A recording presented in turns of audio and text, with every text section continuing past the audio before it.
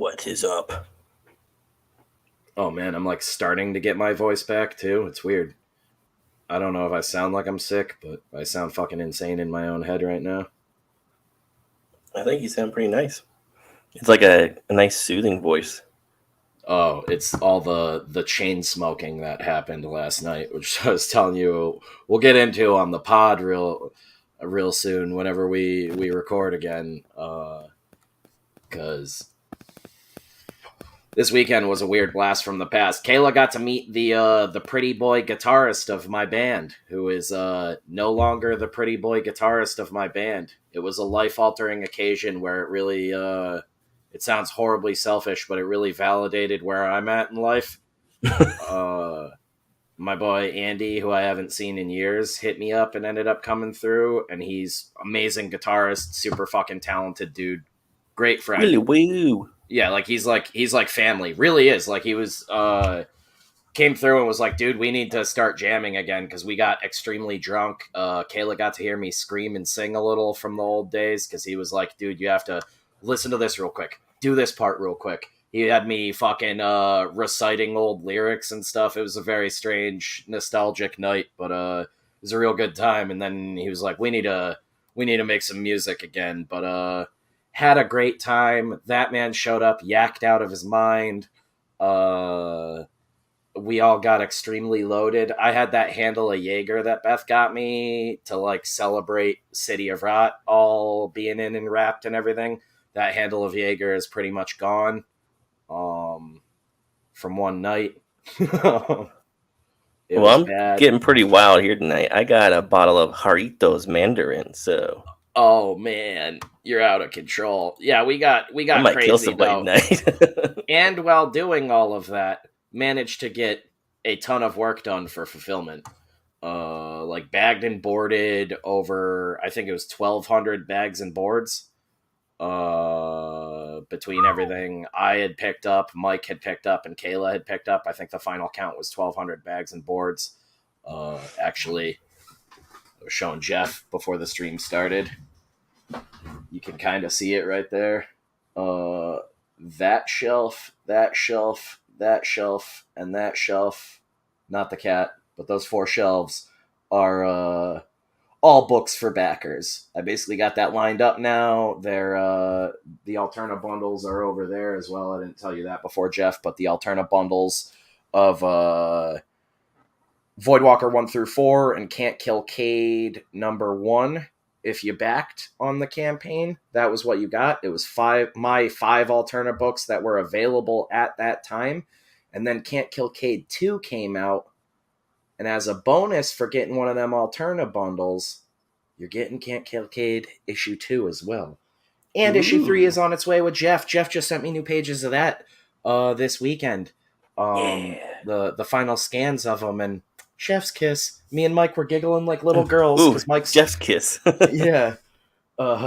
Mike's my co-creator on that. That's a crazy idea we kicked around for years together. So it's all coming together, and the timing couldn't be better. But yeah, those are all lined up. We're technically already into fulfillment. The first backer got their things because Kayla's dad backed us for a big tier. And I was able to sign his bundle and send it off with her this weekend. And we started collating some of the smaller bundles and everything. So the people who basically just got like newsprint editions and stuff like that, those are going to be really easy to start getting out real fast. Bagged and boarded, ready to go. And I have a method where I got them on a table. Not this one because it's filled with materials. But dining room table in there, basically bring in copies. You slide them out with the board and the book. I sign them real quick, slide them back in. It all goes into a bag or into a bundle or a mailer. Jesus. And then it's labeled, verified, and shipped off to you guys. If there's any issues along the way with that, hit me up directly, Twitter, email us, whatever you got to do. deathcursecomics@gmail.com is our direct email. But show up to his house, 341 Justice Street. If you want a loaded gun in your face. Or maybe a hatchet. Like, I hope there really isn't a 341 Justice Street. Someone could get a bad call. Yeah, somebody's just gonna roll up there, and I am there. Where's Spencer? This is my second residence. Randomly, I'm here because I wanted to see if the address existed. What is up? Figure drawing, Gamescape, Metatron's Cube, Metatron's 7. Figure drawing again. Pray tell, have you lads seen The Bear? It's on Hulu. I have not. I haven't even recommended it. I read your next comment as a scene. I haven't even heard of it. I highly recommend it as I was saying that. I haven't even recommended it to anyone because I've never heard of it. Charles Reeves, what is up, dudes? I'm so stoked. This has been a long time coming, and this is the shit we love. I was telling Jeff right before we went live all the screaming matches between me and Kayla this weekend that my girlfriend and Mike just had to like stand by and listen to while we like 3 feet away from each other just yelled and screamed. There's a lot of me punching the hands and Kayla clapping in my face and things. It's a good time. It's like family. It gets next level here, man. We do it old school. But Kayla also kissed and signed the first bundle of posters, which covered all the posters that we were backed for. But because of the nature of poster printing, we went and we printed, I believe, 100 of those all together, even though we only got, I think, around 10 backers for the posters. So there are some extra posters. Those will eventually go up on the Death Curse store as well after we're completely fulfilled. They'll all be most likely signed and kissed by Kayla too, but she went out of her way to make them real nice for all you guys. And no one backed my kissing posters. Yeah, it's just Jeff's butt stamp and a picture of him on the toilet. It smells nice though. Screaming can be productivity. Yeah, it's a damn good time. What up, Zaid Comics? It's our language, man. We get a lot done, and like literally, me and Kayla screamed in each other's faces like 5 minutes before she left, and then hugged, got in her car, just like, all right, love you, bye, get home safe. I was like, text me when you get home, dude. So all right, and like I go back inside, and Beth and Mike are like, oh my god, is everything all right? I was like, yeah, everything's fine. She's gonna text me when she gets home. Fuck are you guys talking about? I was like, we talk loud. Like. We talk through screaming at each other. Yeah, we're basically like those fucking head-butting dinosaurs. We're just fucking slamming into each other the whole time, and Beth just has to be like, oh, this is just what they do. They're not mad. She spit in your face. Like, no, that's a Salem thing. That means I love you. Yeah, right? We're just holding knives to each other's throats. All right, buddy, see you next week. Yeah, we got a lot done though. We also got to watch fucking Nightbreed, so Kayla's thrilled. But yeah, all the stuff's bagged and boarded. I still got scratch copies here. If no one's seen it yet, I'll put it on me for a moment here and just show you guys. I don't know if this has any. So I'm dealing with. I don't think I've mentioned it on stream yet, but I'm dealing with a little problem with damages. We're getting that handled, but there's like more than enough books to get everybody fulfilled and everything. But the printer had a serious mistake that I don't know if they tried to cover up or they just genuinely didn't see it. And surprisingly, I don't think there's really an issue in any of these scratch copies. This one. So this is what I was talking about before, Jeff, with hairline tear. Oh, yeah. Right there. So that's a common thing that happens. You get a bunch of books, even if they're bundled properly and everything sitting on each other. Eventually, one of them is going to take like the apex and fold a little or whatever. And it'll cause a tear in wherever the weak point is in that newsprint. The worst is when you get them like somehow right in the middle of a page or something, and it's just like looks like a slit in it or something like that. That's common though. That's what you factor into that like 10 to 20% of minor damages that you're going to get in a print run no matter what. Right now at eyeing it without the final count, it's looking at around like 50% damaged. It's pretty fucking bad.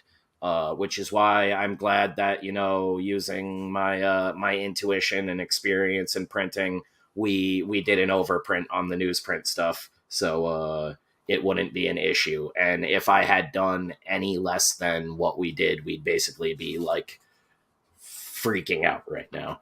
But we're hoping the printer does the right thing. This won't be an issue. We'll either get shit reprinted or some sort of credit or something. But the copies that look good and the copies that aren't damaged look fucking awesome. They look exactly as intended. Like I didn't really do on colors much more than flats. Like there's some layers that go a little bit above flats, like the blood on this splash page here right at the beginning. I'm only showing this because this doesn't spoil anything that wasn't already in the campaign, but like blood splatter and stuff, that sort of breaks out of the flats range every once in a while, but kept things simple, distinct, nice little slight palette changes and things so you can tell scene changes and stuff like that, which, cool little tip from the old school guys if you're just getting into comic creation and stuff like that, as a colorist especially. That's a great little trick for fucking scene changes and letting your reader know without saying anything. Notice there's no caption on this page or anything like that. It's just, we're outside now, the coloring and lighting has changed a bit, and you can still track what's going on. And we do the same thing right here where, we're outside, it carries through the, we're still sort of in the same setting of where we were on the last page with the orangish purple backgrounds and everything.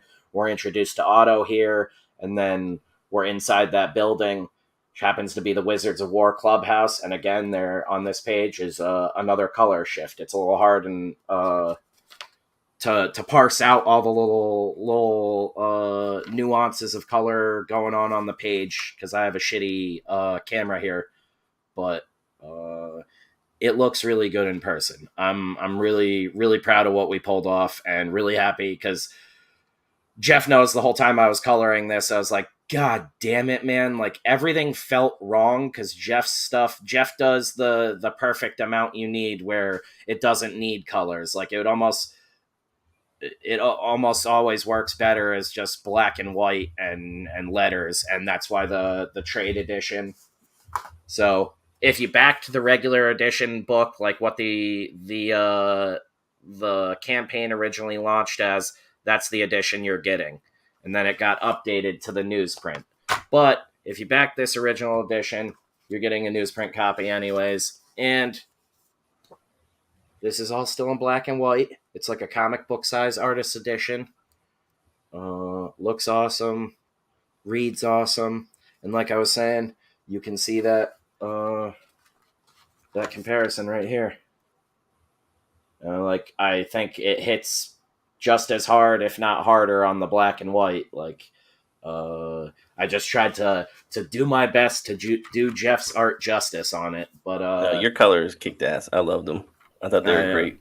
I think it's a good time all around. Before I go back to both of us here, the other thing was the secret book we had been talking about for a while. And if you're a Patreon member and you do that $1 or more a month over on our Patreon, you've been hearing about this. You've been hearing us talk about this. You might have seen some little sketches and things about it. You might have seen cryptic shit on Twitter where you didn't know what the hell it was for. But this was that little slasher book that I had originally pitched to Victor Miller, the creator of Friday the 13th, 10 years ago or so, and got him on board for it. And then the Friday the 13th court stuff started happening, and he had to back out of the project. So I just finished writing it on my own, got it all together, made it what it is today. And then as me and Jeff started to work together more and more on stuff and develop things, we got our superhero stuff we're working on behind the scenes, but there's all these other ideas outside that world we wanted to mess with. And this was one of those, which is going to be a limited ongoing slasher series. We're a weird little garage band thing, so there's not really a set release on this yet. This actually, if you can see it while I'm waving it around all crazy, says October 2022, because this was going to be our big Halloween surprise. Still is for most of the world, but it'll be in shops for that point in time. You can kind of get it in select places from us before then, and if you're a backer, you're getting a copy. So look forward to that. It's another, like I said, it's a number 1 issue. If you notice here too, one of the really fun things behind my hand here, That's a Jeff Elkins and a Ryan Winn signature, because Ryan inked Jeff on this sweet cover here. And this you guys know nothing about. Okay, so here, this scratch copy actually has show of the damages here. You see that white line? Oh yeah, I see it. Now it's real hard to see here, but that is a crease in the paper that ran through the length of the paper, and because of that, it perfectly is scored and transitions on the other side. You can fold it along it perfectly without any effort. And on some of them, you can actually pull the page out, and it becomes about 1/8 of an inch longer and comes out of the cut line. This is a huge fuck up on the printer's part. And the way it is, what I know of my experience working in print shops, it looks as though the crease ran, if this is the roll of paper, ran all the way down it and was probably, I'm assuming, through the entirety of the roll. So normally you would run the roll until you get through that crease, and you would just chalk up whatever all that is to waste, because you can't really print on it. And then you start printing again once you run out that crease. They either didn't catch it or they saw it and tried to cover it up, but it's impossible to cover up when you do inventory of every single fucking copy you buy. So if you're a small business, if you're a creator, check your shit, guys, because there's always going to be problems. Another one of the extra things before we go back to Jeff and me on screen too is these, I guess we've been calling them one sheets now. They're basically untrimmed sheets of a big section of the book. It's a signature, as they call it in the industry. And you guys will be getting one of them. I don't want to show too much of it, though. It's spoilery. This isn't too spoilery, the introduction to Darcy. But yeah, every backer will be getting at least one of these signatures as well. And it folds out into about, it's a little bit rough cut, but they're about 24 by 36, fit into a frame like that pretty well. Like the size, pretty much the size of that creepy old painting in the background there. And I don't know if people want me to sign them or what. They'll probably melt a little because it's newsprint and everything like that, but I can initial them or whatever. But everybody will be getting one of those from at least City of Rot or Camp Rainbow, because we got them both. So you'll get a nice little signature from each book. I've been calling them one sheets just so people won't think I mean like a hand signature. How many shops will it be in? As of right now, we're in the 2 in Mass, I think 3 in Connecticut, and I think I was talking to Luke. I haven't talked to him in weeks now. I've been very offline, but I was talking to Luke a while back. I know he said he wanted to get him in his shop, which I believe is down in Florida, if I remember correctly. We want to get him in as many shops as possible. We want people reading comic books. I'm talking to other alternative places. Like, I'm trying to get us into record shops and stuff like that. There's some places around here, Strange Ways in New Haven, stuff like that. Some cool places. Vinegar Syndrome has an awesome, they're a boutique movie company. They have an awesome record shop that has records, film, all sorts of shit down in Bridgeport, Connecticut. Very cool place, sort of hipster alternative kind of scene, but very much in line with the kind of shit we're into. I have so many of their movies on my shelves. A lot of it's inspiration and influence on the things I do already. You can see a lot of Vinegar Syndrome in my work's DNA. But yeah, I'm trying to get them in as many shops as possible. If you guys got a local shop that's into that kind of stuff, have them hit us up. We're basically trying to get as close to matching the diamond deal and help books out. Get some cool, more indie, adult oriented stuff into shops. It's stuff that I think kids can read if your parents are cool. We didn't really do much nudity that's overt and in your face. We're pretty cheeky about it. The swearing's out of control, and the violence is out of control. So again, really cool or really degenerate parents, Your kids will read my books, I guess, but for kids in general, probably not great. We're kind of working on that, actually. I was talking to Kayla about that this weekend, about getting an all ages Death Curse book out eventually, but there's that one shot I told you about that I had an idea for that I need to kind of figure out. And I'm also, it sounds insane, but I would love to try and figure out licensing Bradbury's Halloween tree. If we could do that, I would put so much effort into doing like the most like earnest, beautiful, like comic book rendition of that ever. I've never read that. I don't even know anything about it. I didn't read it until like it was what motivated me to check it out was the animated movie Cartoon Network did. Don't do that, Rex. You're not allowed. Pretty sure it's Bradbury, right? Groomer. Rex Groomer. Yeah, I didn't like go and read it until after I had seen. I guess I can take it off of me now. Till I had seen the Cartoon Network animated movie that I think they did in like '98 or '99. It's very dark though. It's a book from it's from '72. It's only 160 pages. Very dark, weird book that isn't really actually for kids, but it's kind of spun that way for the animated movie. But always loved it, and I really think like it would like really work in comic book form. And I just love Bradbury in general. My broken Didn't brain. he also like, do? wait, is it actually him? Didn't he also do Something Wicked This Way Comes? Wasn't it him? I'm not sure of that. I've definitely never read that. What up, Silvar? Yes, it what is up, him. El Padrino? It is him. I didn't know that. Yeah.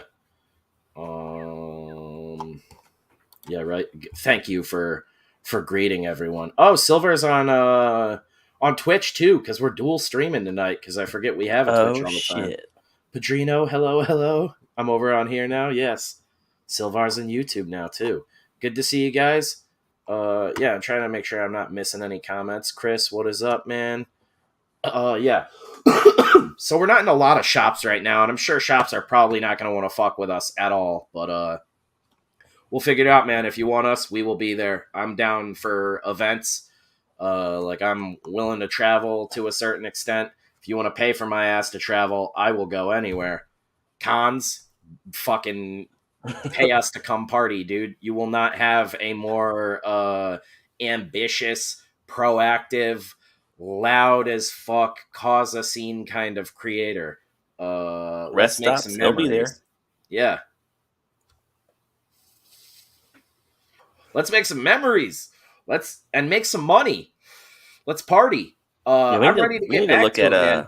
Party City is going to be out of control. I miss seeing Death Girth all the time, man. You need to get down. We're going to be back real soon. It's trickling back in now as I'm getting into fulfillment. Like I said, we got one down, 221 to go, which I'm also going to be figuring out this week. If any of you guys are like East Coast, New England locals, and you're going to be at Plastic City, let me know. And I will look at what you backed us for, check out what of yours we can get together and bring it out to you for Plastic City and just get it to you live. And maybe I'll figure out a little extra or something since you had already paid for shipping, for backing. Maybe I'll do a sketch card on scene if you are showing up there and throwing a free little sketch card for you for that not having to pay for the shipping. You save us a little bit of money to help on the shipping for other guys in that case. But yeah, if you're going to be at Plastic City, let us know. And Kayla will be there. Beth will be there with me helping at the booth. And Mike will be there. And a bunch of the Alterna dudes. I don't want to list all of them and be wrong now and get anyone's hopes up, but there are it's the most Alterna creators in one place at one time ever. And I hope should have Beth and Kayla cosplay as me and Ryan so that we can be there spiritually. That is hilarious. I should just hire actors, look on like Fiverr or something, put out an ad on Craigslist. Can you do an impersonation of my friend Jeff? I This really is do Asian celebrities. Jeff.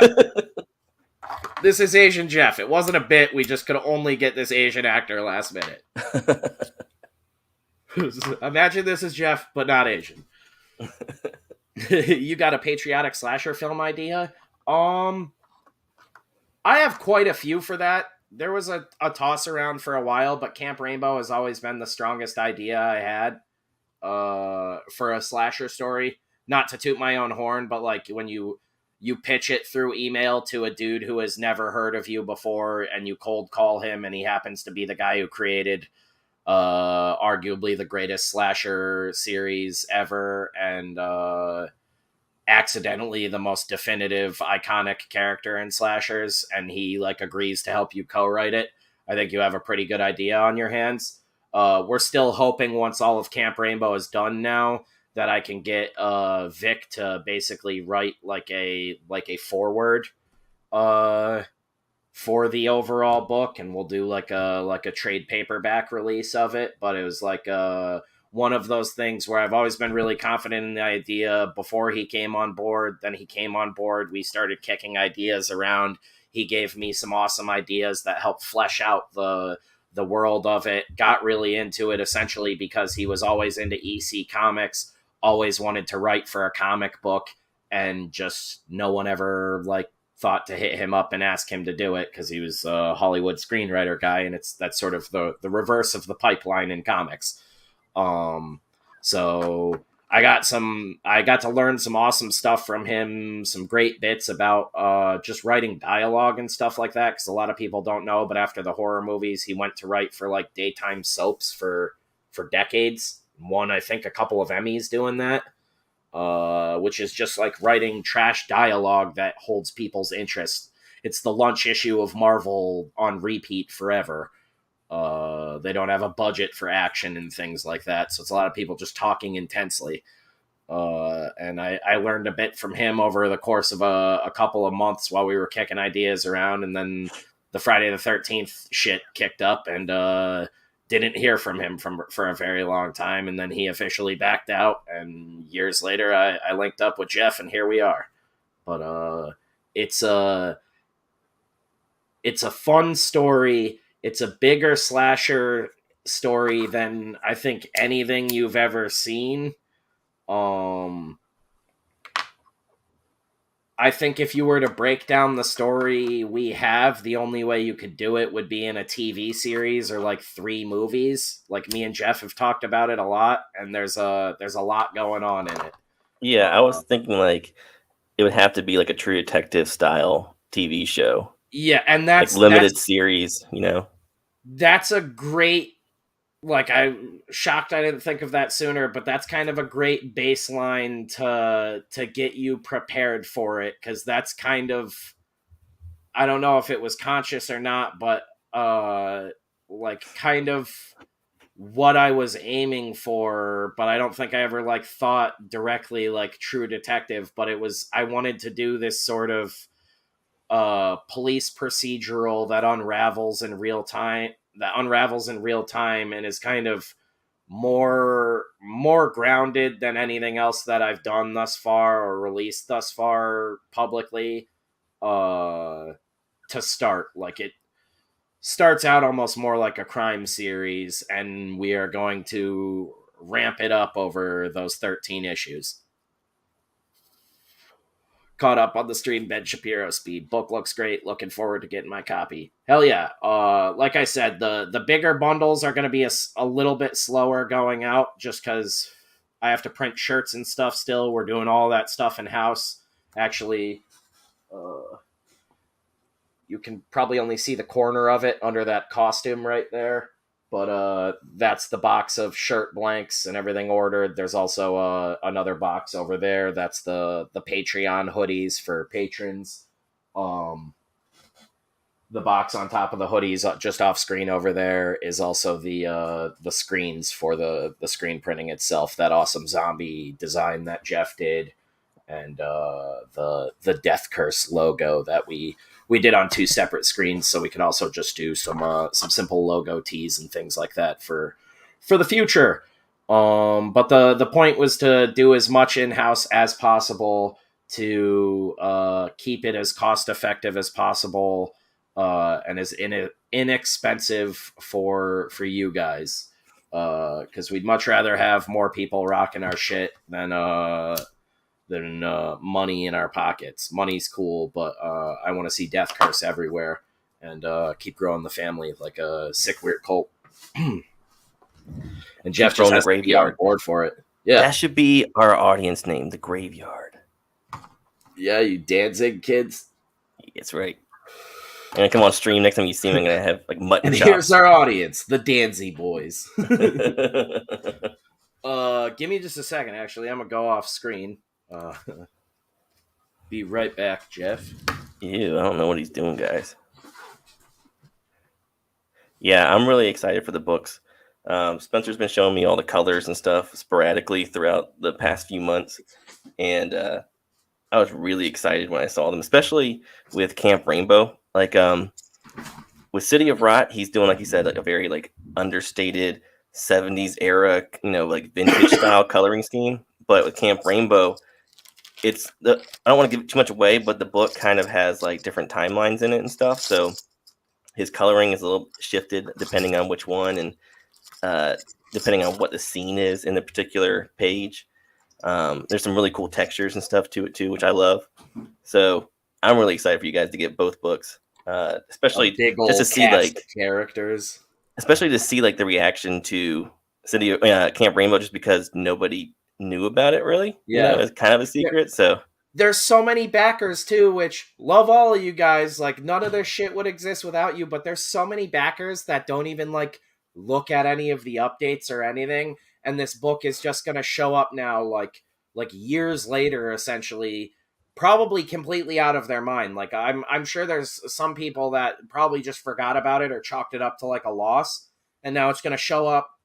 Like I'm literally like I've been writing out a little like thank you card that's going to be in there for everybody that kind of explains a lot.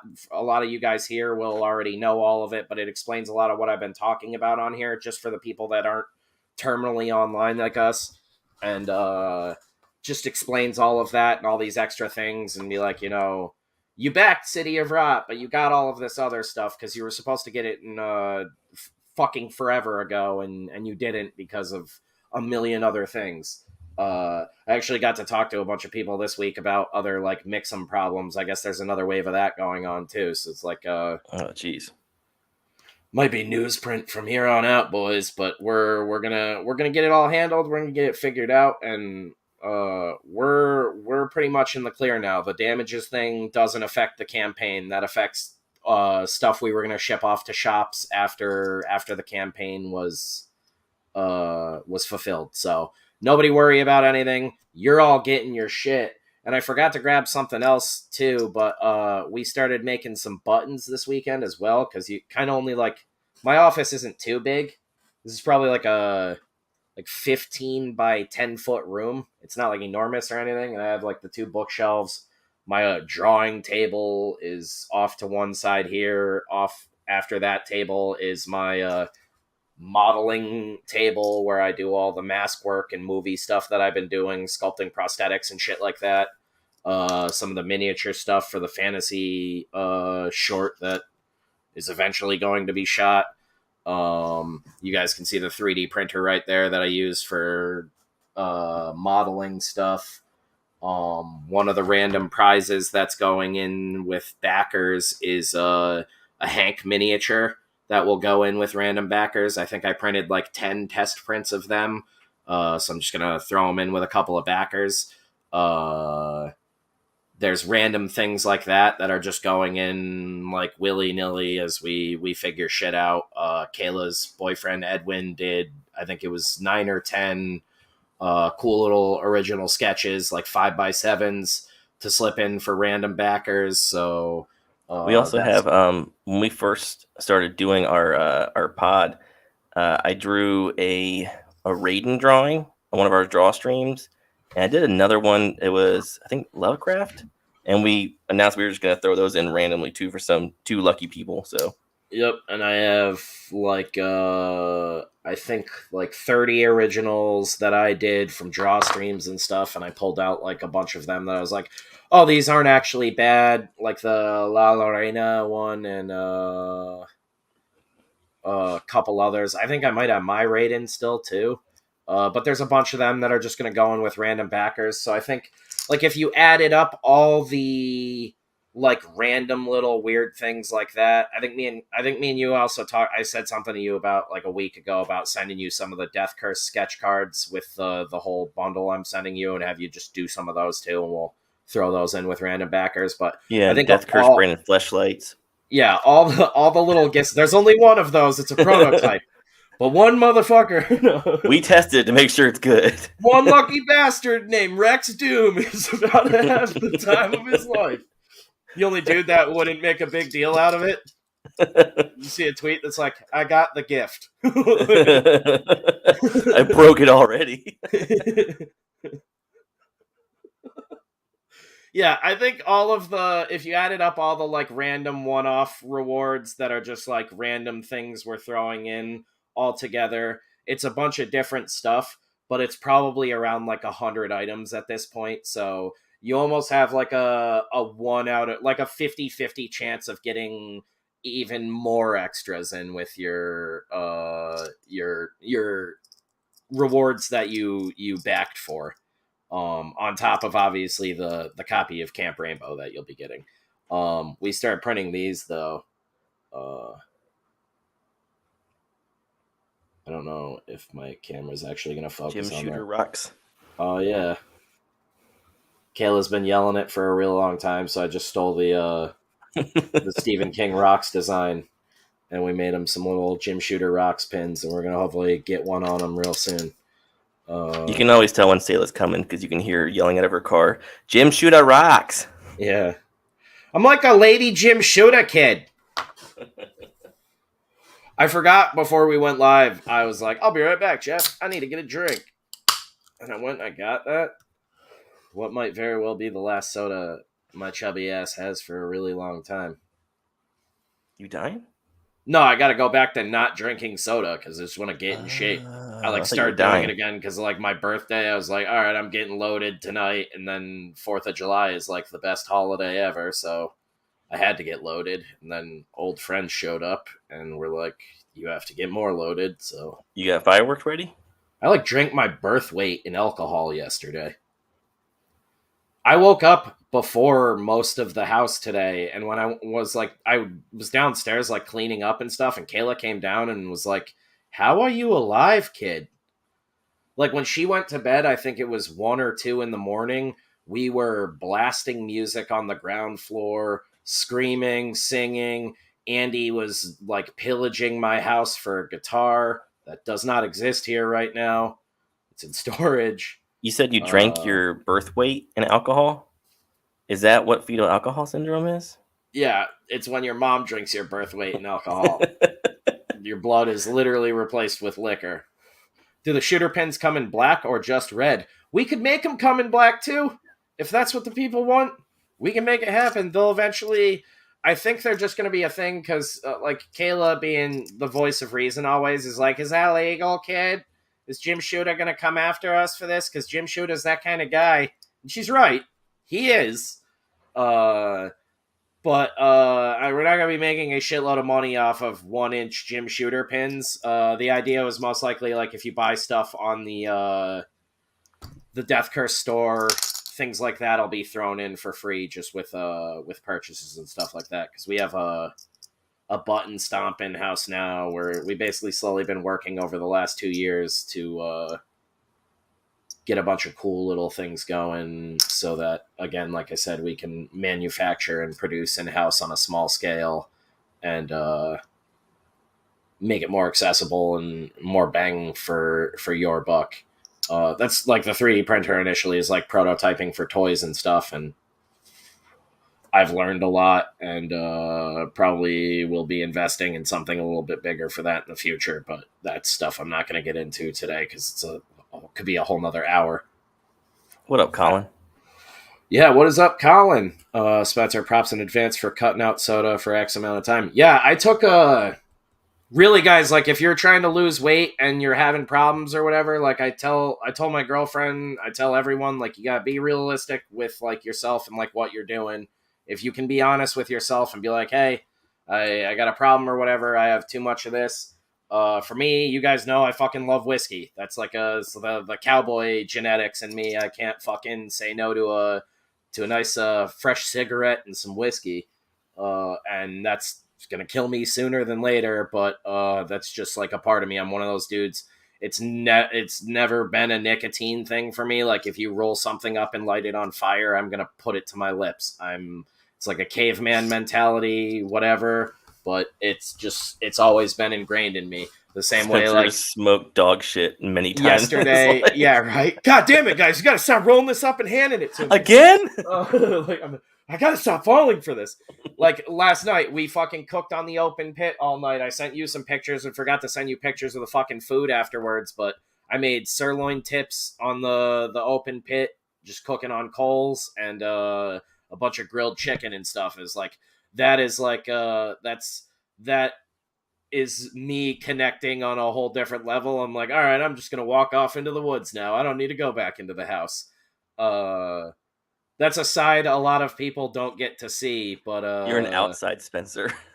yeah, I like getting back to the roots and connecting and having my hands and everything, and that's what I'm trying to do with the comic book stuff now, and like talked with Kayla a lot about it and showed her like this is what I'm about. Actually, it's kind of funny. You can see 2 TKO box sets right there. That's another company where you might not like their books or whatever, but I always thought when they popped up out of nowhere, I was like, pretty crazy idea. And I like that. They were trying to make it as accessible for people as possible with all different formats. And it's not exactly the kind of method I would go about with things, but I like the intention, and the heart is in the right place there, which is connecting readers with the books they want and making it as easy for them as possible, and earnestly trying to entertain people.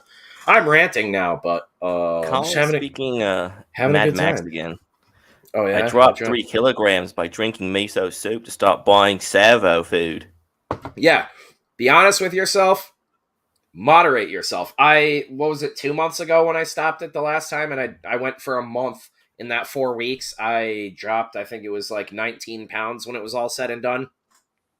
The last 3 weeks of drinking heavily on and off on the weekends with like friends over in town. That was the whole thing. Is I have a bunch of like buddies from back in the day and stuff, and my birthday this month. So I knew there was just going to be like a bunch of going out and events. And we had that wedding at the beginning of the month for Beth's college roommate. There's a lot going on and a lot of occasions where I was like, I'm going to be around a ton of people that are going to want me to drink. And like that wedding was even more insane because Beth's been telling her college friends about me for years, and only like a couple of them have met me. And the bride of the wedding is one of them, and like is one of the few friends that like absolutely loved me day one. And her husband's really cool too. So they were like stoked that I was there. And then everyone that met me was like, this guy rocks and he loves to smoke. And I was just like chain smoking with her old Polish uncles. I know Polish a little bit from being drunk with my Polish friend Damien in high school, and was like singing Polish songs with the Polish side of the family and getting down. But yeah, I knew I was going to be getting belligerent all month, so I basically gained back almost all of the weight I had lost the month before. I just imagine you like Charlie on It's Always Sunny, where like you think you're speaking Polish, but really you're just speaking gibberish. Oh yeah, right. No, like the bride, who's the Polish side, was like blown away that I knew so much, and most of it is just knowing all the bad words. And then the one song that her and her dad danced to is this song that is like "We Are Family Now," something like that. It's got like an actual name, but it like translates to that. And almost every Polish song is like almost very repetitive anthem. So you're just like banging your head, and like it's pretty much the same like 3 lines over and over again, and then everybody's yelling and dancing, and it's pretty easy to pick up on. Like it gets drilled into your head like phonetically, even if you don't understand what's happening. But that was a good time. Got really drunk there. Got really drunk for 3 weeks straight. Partied on my birthday, and then 4th of July, I was like, "This is my cutoff. I'm getting crazy this weekend. After the holiday, I'm done. Technically, the 4th is tomorrow, but I gotta kick it and get back into all water. It also just makes me like feel better, and I've got more energy after like a couple of days after I get through the fucking sugar withdrawals, because I don't cook with a lot of sugar or anything anyways. So it's like the only time I really get that is drinking soda or eating garbage randomly. But yeah, cut that kind of stuff out of your life. It makes it way easier. It's really hard for the average person if you're eating like a reasonable diet to like really fucking overeat, or at least I've always found it to. And I'm fucking enormous. I'm 6'5". Like I can put away a lot of fucking food, but it's like if you stick to like chicken and rice for a month, chicken, rice, beans, some good green vegetables and shit, and just drink a fuckload of water and nothing else, lay off alcohol and all of that, you'll drop a shitload of weight, not even working out. And then if you mix in like a jog every morning or even just a walk, you'll be doing great. And eventually you'll be like, oh fuck, this is showing dividends. Maybe I should start lifting some weights or something, and you'll be fucking killing it. Yeah, I stopped drinking because I only drink socially. That's very much where I was at, and I was like, I haven't been social all year. I'm gonna get back out into the world over this next month.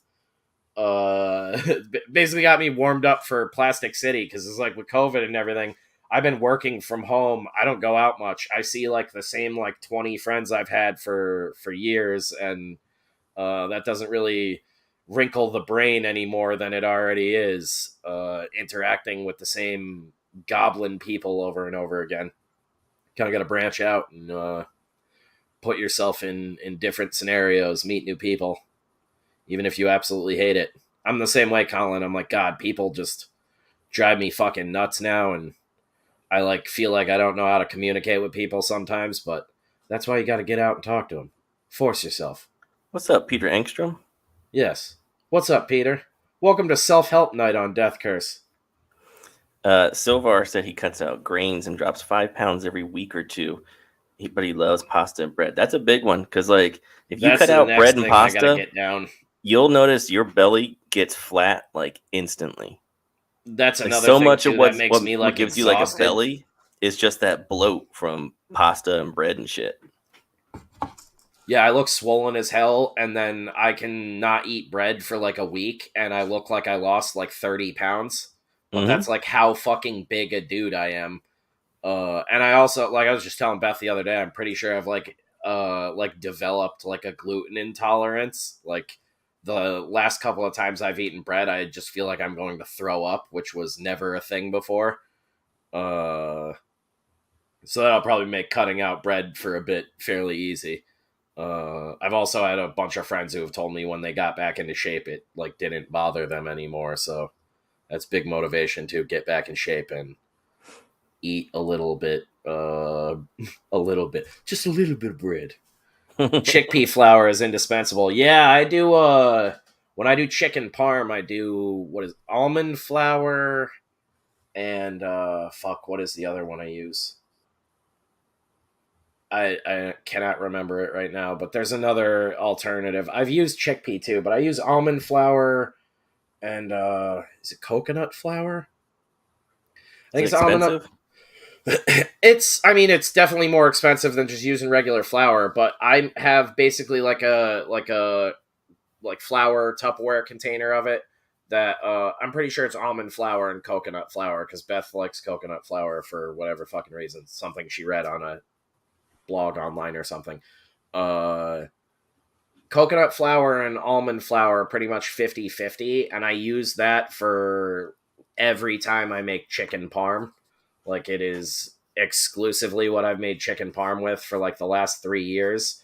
We tried it out because I had like looked online for alternatives, because Beth had some family coming down from Maine who are they're older and they had like a very restrictive diet, and they were like old foodie sort of people, and they're family, but they're like very very close family to Beth's mom. So I wanted to do something nice and like surprise them and cook them a really nice meal. So I just like asked Beth's mom if there was like anything they were really into, and like whenever they go out to a new place, they always get chicken parm. So I was like, oh, fucking easy.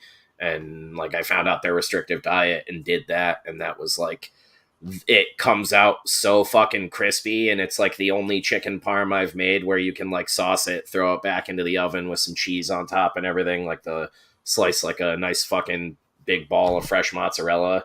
You slice that up and like throw it over all the cutlets with a little bit of sauce on top and melt it, and it still stays like crispy when you bite into it. Like it still gets a little bit soggy like chicken parm does, but when you bite in, there's like still a crunchy, crispy texture to it. Mm-hmm. Like I'm like so against like vegan and vegetarian alternatives and all that, but whenever I make something like that for one of her friends coming over or something, just to be like a good host, if it ends up being good, I'm like shit, I can't argue with good food. I made those veggie burgers for some of her friends a couple of weeks ago, and I ended up eating like 2 of them.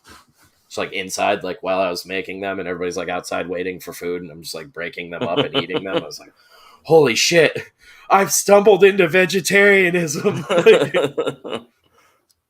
Yeah, Just that baby bird the food back to him.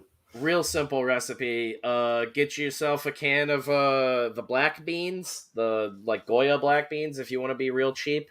You drain that out, throw that on an oven tray really quick on like a sheet of parchment paper or some tin foil or whatever. You bake that at like 350 or 400 for like 20 minutes. Keeping an eye on it at all times. So basically, you might need to bake it a little bit longer depending on where you're at or whatever. But you're basically just trying to get as much moisture out of these beans as possible. And then if you're vegan, you can't do eggs, I guess. You got to do some sort of egg substitute. So fuck you and you're on your own. But if you're just vegetarian and you eat eggs, I did, I think, 2 or 3 eggs for the binder, a little bit of that coconut and almond flour, because it's trying to keep it as friendly as possible for all these hippies. I did a little bit of cornmeal for crunch, really fine cornmeal, because I know it will bind up with the eggs a little bit and gives sort of little crunchy bites. And then it was those like black beans that you dry out a little bit. You throw them into a food processor or a blender. Black beans, diced up peppers, as many peppers as you want. Like load that shit up. If you got one of those big Goya cans of beans, load it with peppers, onions. I also did fresh pressed garlic and a bunch of roasted garlic oil that I basically make weekly now. I'm trying to remember what else we put into it. I put some other shit into it, but you know, put a bunch of diced up vegetables into it that you love. Peppers and onions are great for it. Load that shit up. The 2 eggs. I think I did about a 1/4 cup of that flour mix and probably like 1/8 of a cup of the cornmeal. You like pulse that or blend it or whatever you got, just like a little bit. You hit it a couple of times to like get it like chunky, and it pulses into kind of like a weird, it'll look like almost like a weird like festive ground beef, like it's like a bunch of different colors, but it'll kind of look like a wad of ground beef that you overworked. And you just fucking press those out into patties, bake them in the oven on 400 for, I think I ended up doing like 12 minutes, just so they got like a little bit of crispy edge around them. And then you can like eat it immediately, or you can freeze them for, I think it's up to like 2 months. They're good. Or you can put them in the fridge for up to like 7 days. But I think I made 20 of them. What I did, made the 20 of them the day before, threw them all into the fridge, and then Beth had her friends over the next day, and I pulled out the grill, cleaned it all, threw their veggie burgers on, cooked all of those. They take like 3 minutes on either side to heat up like a regular burger. Pulled those all off, and then I cooked real burgers for the adults in the room. But I ended up eating a shitload of those veggie burgers too, because they were really good. And the absolute best is to just take one of those and put it on top of a real burger. It's insane. I just spent 5 minutes explaining a recipe that I was like, this one's real easy. It won't take long. Oh, I was jerking it the whole time. Yeah, right? They're so good. I was just telling Beth the other day, I was like, I got to make those veggie burgers again. I'm thinking I'm going to start making them like once like a week or once every other week, and then just freezing them to have them on hand. I've yet to figure out something that's like a knockoff of chicken, but I pleased No, all the those... chicken's a hard one. Yeah, I pleased all those vegetarian nerds that day though, and actually one of them was my buddy Jose, who did the Wizards of War design for City of Rot, and he's done a bunch of stuff for me. He did a little design for Hellseekers that's in there early on, and if you guys have ever seen a lot of my tattoos, that's not one from him. I don't know how to show. The Phantom of the Paradise one is from him, though. That guy screaming right there. Looks like he's blown his load. And that little lady there with the silver dollar eyes is from him. I got a lot of stuff from him on upper body. Goofy shit on my legs like a Tarantino from Reservoir Dogs and stuff like that. But he's basically my go-to tattoo artist these days, and a very good friend, but he's also a vegetarian, and he took home like all the other burgers that no one ate, all the veggie burgers. He's like, holy shit, dude, that's the best veggie burger I've ever had. Can I have these? It's like, yeah, man, I'm not going to eat them all. I have work to do around the house tomorrow, so I'm going to try to sleep. Good night, eggplant. Oh, all right. Take it easy, buddy. Thank you for hanging out with us tonight. I know I've been Later, Rex. ranting like crazy, but it's good to see everybody. Mung beans soaked overnight, then ground, can be a good veggie burger ingredient. It can hold stuff together well. I'll have to check This that figure out, drawing. too. Yeah, It makes me think of Creed from The Office. I think I did the black beans just because that's like Beth's like favorite thing in the world lately. She's on like a black bean kick big time. She's been yelling at me to make rice and beans, which I'm like, I think it's a chick thing. Chicks like black beans. yeah. I like a good pinto bean. Yeah, I fucks with a pinto. Beth got me for my birthday talk about fire pit cooking. It was just like a wood crate that showed up at the house with a shipping label on it. I was like, what the fuck? And it was so heavy. I go into the garage and like have to like crack it open. And it is a whole like cast iron open pit cooking set. Like a Dutch oven. And it's got like a big skillet for just like putting it on coals and cooking on. So it's like, well, I'm never using the oven again. Me and Mike went and picked up like 4 giant bundles of wood from a hardware store nearby, like Friday night. Just went and picked up a bunch of wood and then fired that thing up and cooked for hours, chain smoking and doing shots and drinking, and got out of hand. A lot of Jaeger bombs when you get together with your old band who used to love doing Jaeger bombs. And one of the guys there is also yipped up and out of his mind. Drop hugs, not bombs. Yeah, I thought I was going to have to just like choke hold my best friend at one point. I was like, oh man, the liquor is not slowing him down. You have the strangest relationships with your friends in real life. Yeah, man. Yeah, me and Kayla were yelling at each other. I was going to slit my friend's throat the other day. The guitarist of my band. I should not go up there. It's so funny, too. He was like, he passes out on my couch for the night, and he wakes up at like 6:30 this morning, and I'm just like in the kitchen cleaning everything up, and he's like, what the fuck, dude? You're still awake and you're cleaning? Who the fuck are you now? Like, he hasn't seen me in like 2 or 3 years. He's like, this is insane. He's like, are you still drunk? I was like, oh yeah, I'm still incredibly drunk, but like, we did, I think, like 15 Jaeger bombs each. We had so many Red Bulls. And then we started using full throttles because we also had full throttles on hand. Like some people brought Red Bull, some people brought full throttle. So I think I drank probably like 10 energy drinks last night.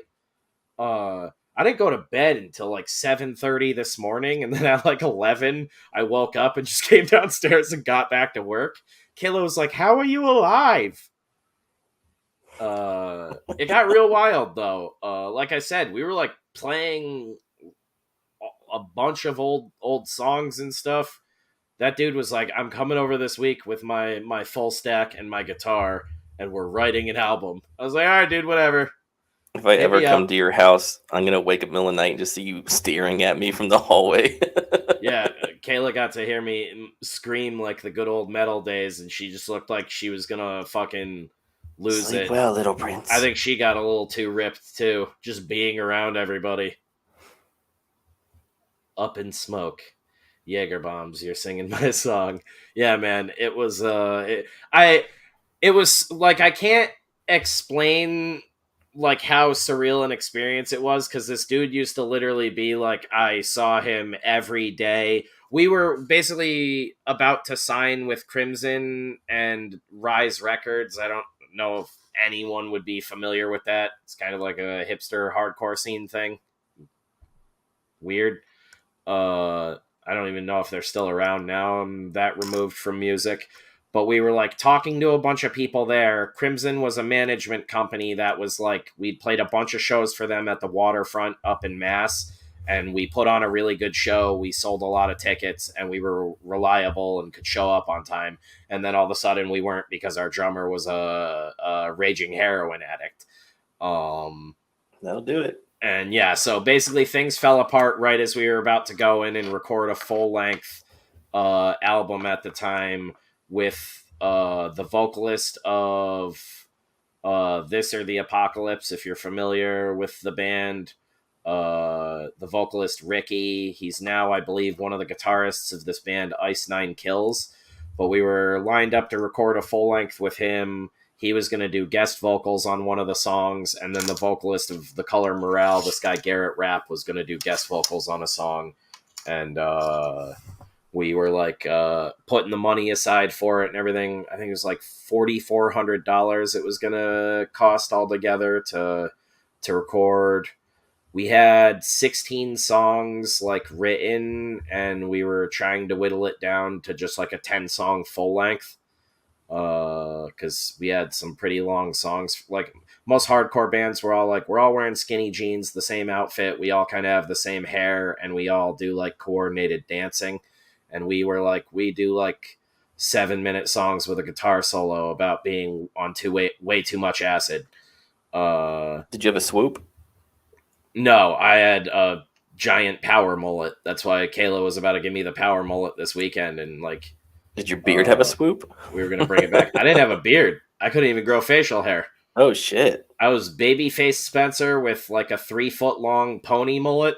You would catch me in like jorts or like skin tight jean shorts, or a lot of times in like almost hot pants, because I thought it was hilarious, and it was actually when you're on stage with like crazy hot spotlights like right in your face the whole time, and you're a 6'5" fat guy sweating profusely.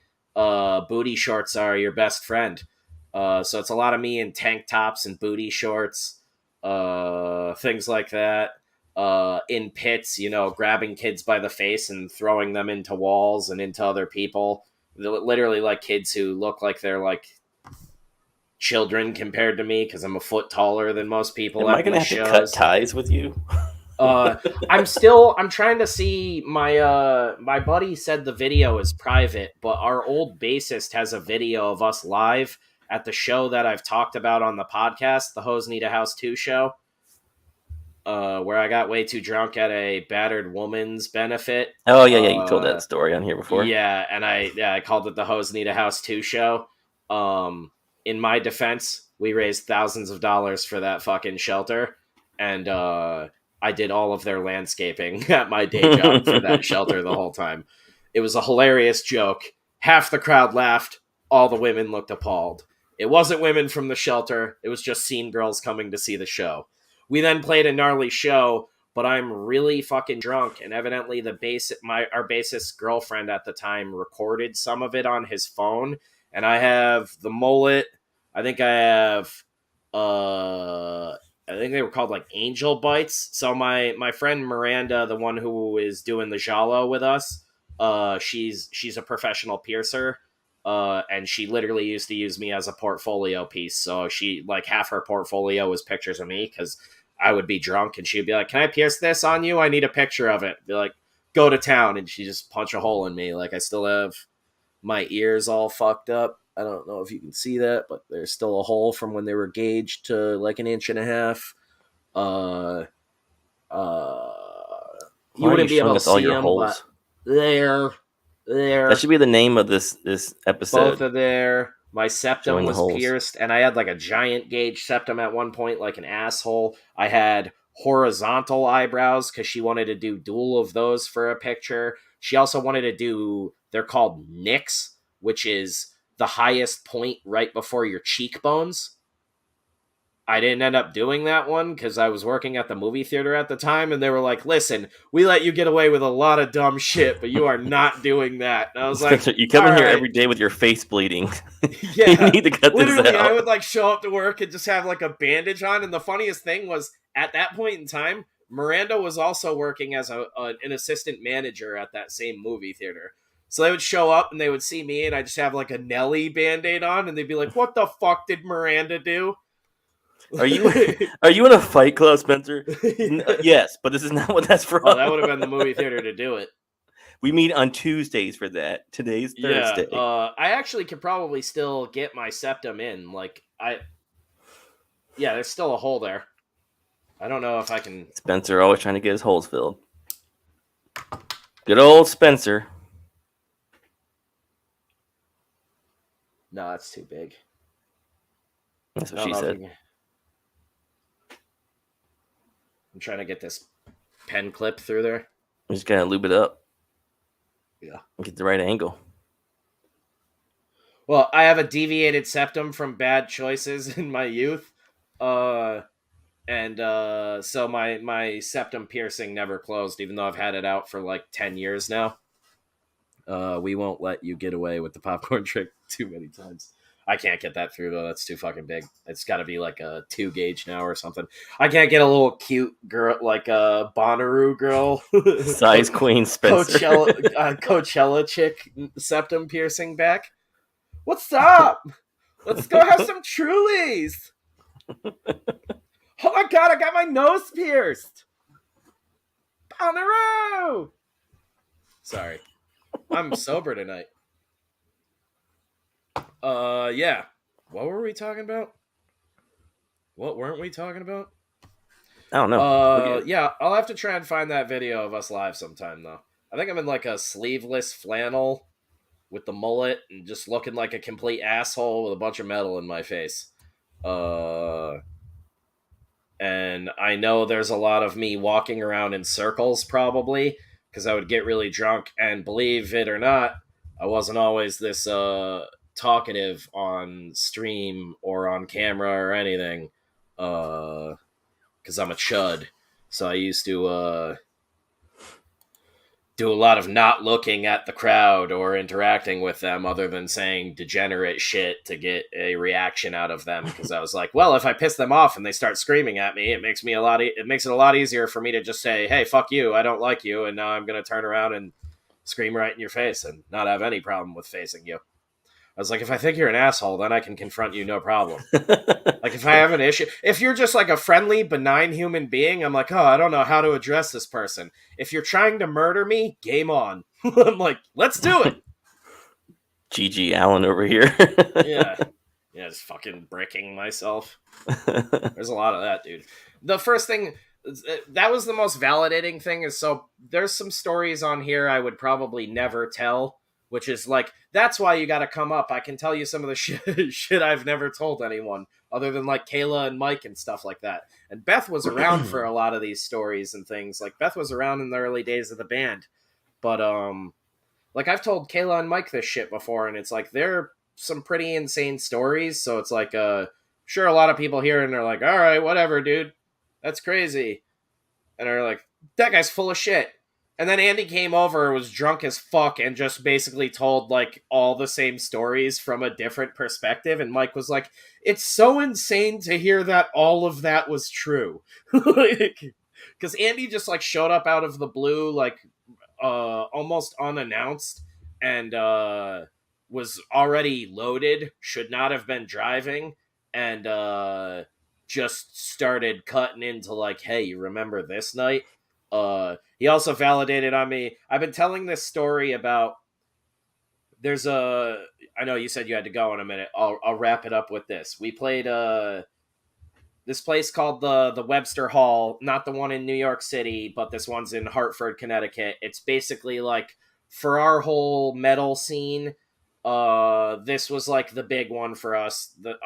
No one really gave a shit about playing Warped Tour or anything like that. It's cool if you did, and like a lot of our friends went to it. But like the big deal for everybody was getting on the Webster main stage, because that was almost like our hometown venue. And they had the main stage and they had the Webster Underground. And you could play the Webster Underground, no problem. We'd played it like 100 times. We used to play the waterfront in Mass all the time.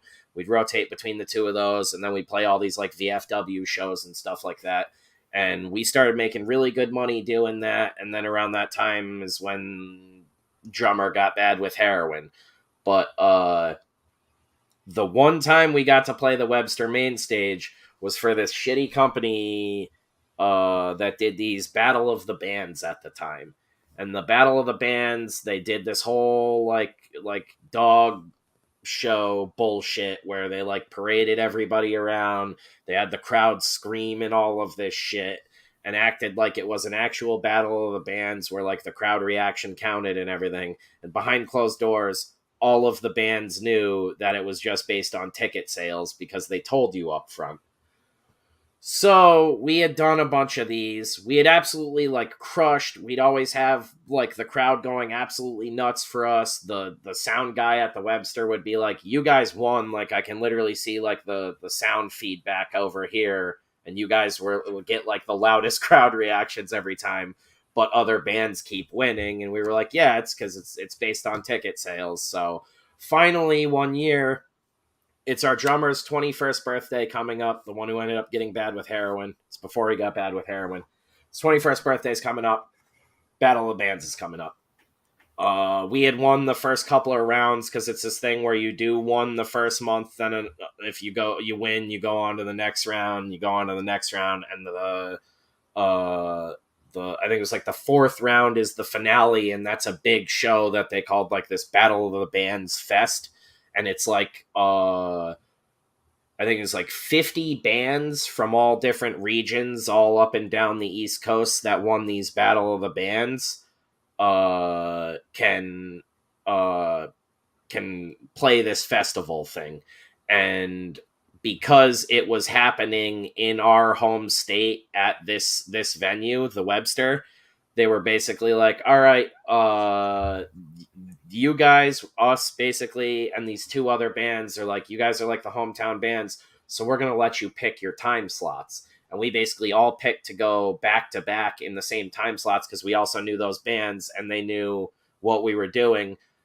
We won the first 3 rounds of that Battle of the Bands because we went around town, we went on like all of our social media and everything, and we're like, if you buy a ticket to any of these next 3 shows, you can come to the banger that we're throwing at our band practice space at this date. And we were like, we will not reveal the location. We lied and said it was our practice space because we were like, or I think we lied and said it was something else so people didn't know it was our practice space. Sorry. And we were like, we'll have everybody out here for a party, and if you hold on to your ticket stub and show it to us at the party, you get in for free. And it was like, must be 21. And then all of a sudden, all of our friends out of the woodwork are like, "Oh shit, the dudes are throwing a banger soon," and they know we did have parties regularly that had nothing to do with the band, but we were like, you buy a ticket, you can show up, you know what our parties are like. I think we ended up getting like 4 kegs. We made 50 gallons of jungle juice.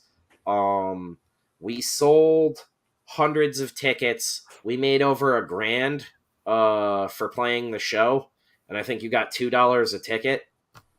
And then it went up to $3 a ticket after a certain amount of tickets sold. But we made over $1,000 on the show. We picked to play at 7:30 because we knew we had to rip home, tap the kegs, and get everything going. We played at 7:30. We were off at like 8:15. Then the next local band played, and the next one, and then all the other like region bands were playing either before or after that. And those two other bands from in town ended up coming back to our place.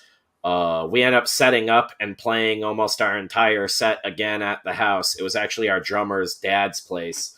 We got belligerently drunk. Some Karen got like arrested outside the house who was getting drunk and at some other party, and she just got pulled over outside the house. The cops came in back and played beer pong with us. One of the funniest things I remember from the night was I put the second keg in the, like, I was in ice, and I like dragged it into the garage. And I was like, no one fucking taps this keg till I get back. The man who taps this keg without me here gets murdered. And I walk away, and I'm gone for like 30 seconds, and I come back, and this little dude Connor, who's the vocalist of the other band that played right after us, is tapped the keg, and he's no joke. He's like, I think 4'11". And I literally walk in, grab him by his shirt, and pick him up. I'm like, I'm gonna fucking kill you. And he goes, I'm so sorry, and hands me the beer, and he goes, it's the first beer. I didn't know I wasn't supposed to tap it. And I put him down on the ground and was like, Connor, if you were anyone else, you would have died tonight. And there's just like a bunch of people in the building looking horrified. And then me and him both started laughing, and I lifted him up by his legs, and he just started doing a keg stand. And that's like one of the last things I remember from that night, was pretending I was going to murder one of the only people I knew at the party. And then just belligerence from there. And your love Beth, language is violence. yeah, Beth quotes that as like the night she fell in love with me. Like, we got to play the main stage show, so that room, I think the max capacity is like 1,200 people now. So it was like, it was the biggest show we had ever played. We're used to playing VFW, is where maybe 100 like little 80-pound kids in skinny jeans are there, like two-stepping and slam dancing and shit.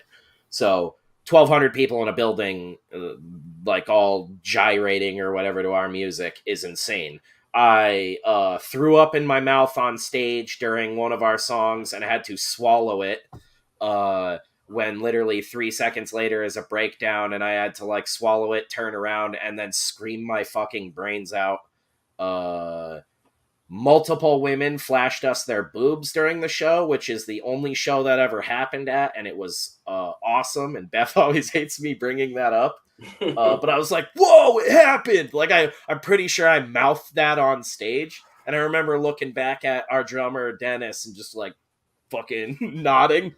Boobs! Like, So, exactly 9 titties. It's an odd number, but he saw. Yeah, one chick, one dude. Yeah! Yeah, and we did a lot of drugs that day, and that was basically what Andy corroborated. He was like, yeah, that was the show. Spencer threw up on stage, off stage. I did a lot of horrible shit right before we went on. Someone had bought me a handle of Jack Daniels to like burnt celebrate down an orphanage. that we Beat were up an old lady. No, just I mean like a lot of illegal drugs. A guy tried to sell me angel dust outside like 5 minutes before we went on stage. I think I've told that story on there just as an isolated story, but if you've ever heard that angel dust story, this big chubby Puerto Rican guy just opens up his jacket and goes, yo, you guys like dust? And I was like, no, not really, man. I got allergies. A Ziploc bag just like packed with it. And it's like a regular, like normal sandwich size bag just packed with angel dust. I'm like, I gotta go on stage in a minute, dude. I'm good. I'm like fucking McConaughey smoking a cigarette outside, like freaking out that I'm about to go on in front of over 1,000 people. And yeah, A lot of people gave me a lot of different things to try and help calm me down, and none of it worked. It just made me insane. We evidently played like one of our best sets ever. Like the sound guy at the Webster, who always used to like make fun of us and bag on us after we got off stage, evidently told the rest of the band that like it was the best we've ever sounded, and like we need to get into the studio and record. Which that was cool, because that dude would just like bust your balls like while you were on stage. You would finish a song and that guy would be like, "That was gay." Like that was the venue we played at.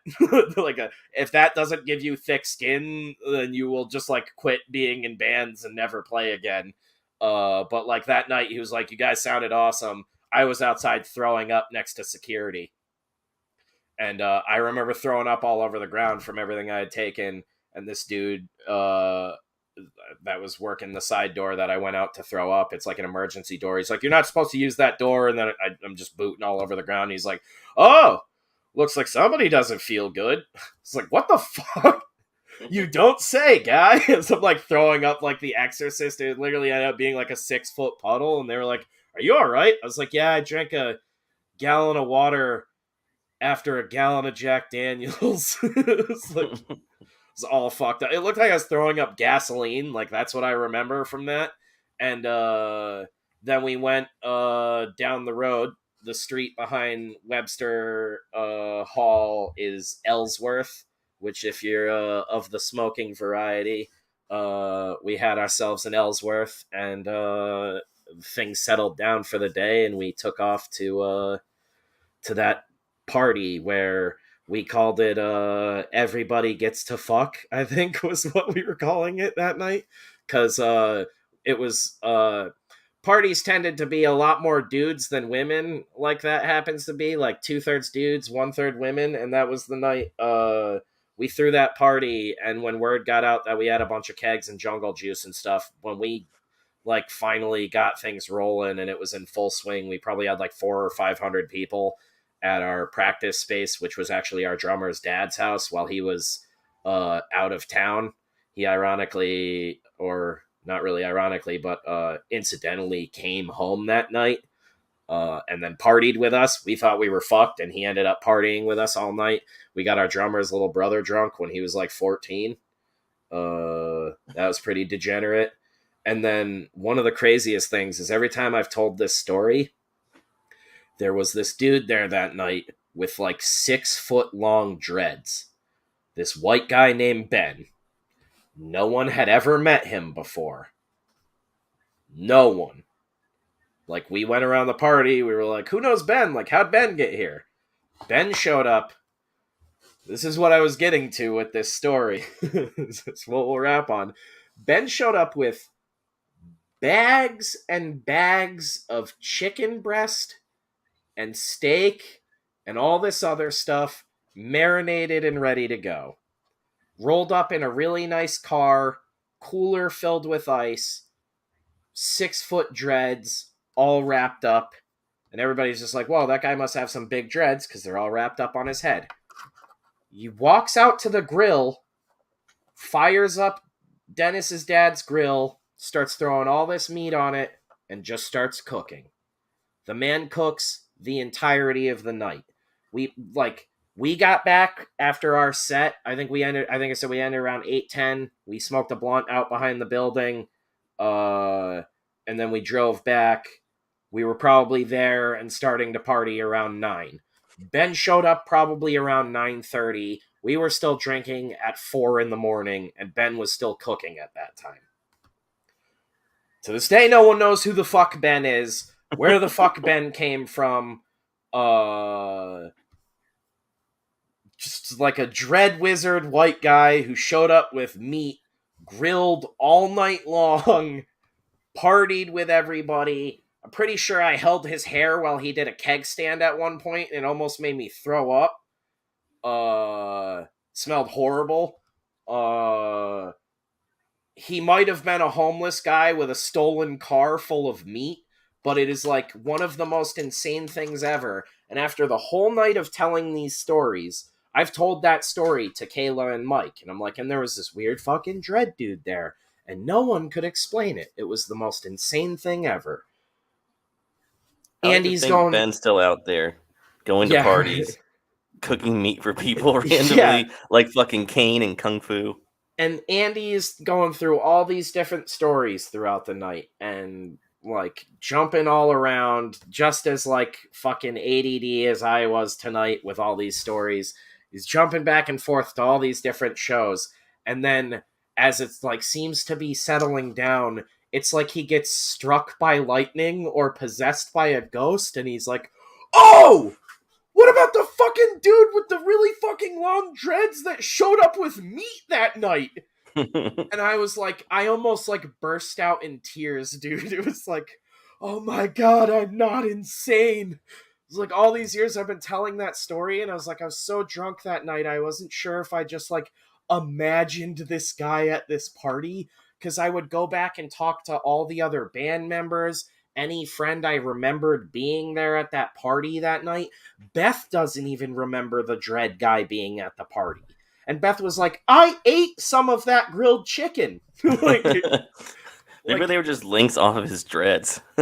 No, like he literally, like, I'm assuming it was some guy who worked in food service and lived near Dennis's dad or something, and just saw that there was a banger going on. And because he pulled up in a nice car, so literally it's either stolen car hobo who showed up and cooked some of the best food I've ever eaten, or just like a weird neighbor who just walked over. Like, because that was like Dennis's dad came home around the same time, and we were like, oh fuck, and we thought he was gonna shut the party down, and he just ended up drinking with us that night. And I smoked with Dennis's dad that night in his, he had a Barracuda he was fixing up. But yeah, like the only other thing I could think of is that it was like one of Dennis's dad's friends, but it would make no sense that Dennis's 65-year-old dad is hanging out with some dude who looked like he was in his 30s and had almost 6 feet of dreads. Or maybe he killed one of his friends and you were eating his friend. Yeah, we were eating all of... That would be hilarious if he was some vagrant hobo that night and he just came there and fed us like pigeon. Just served you some dead hobo himself. Yeah. So that's one of the best nights of the band days, and we're getting it back together.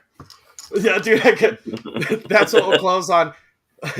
I couldn't stop saying once we were fucking rip roaring, I was like, fuck it, I'm getting the band back together. You should call the tour the Pandemic 2. Oh my god. Yes.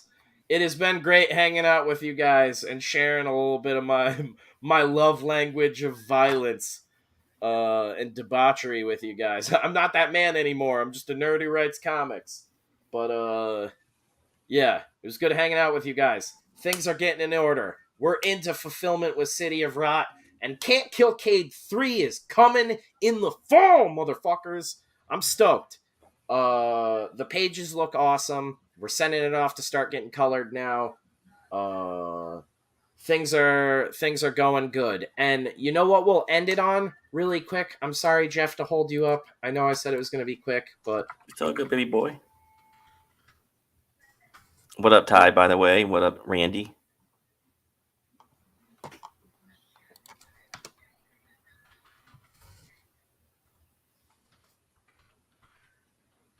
I don't know what the fuck is going on with that. There we go.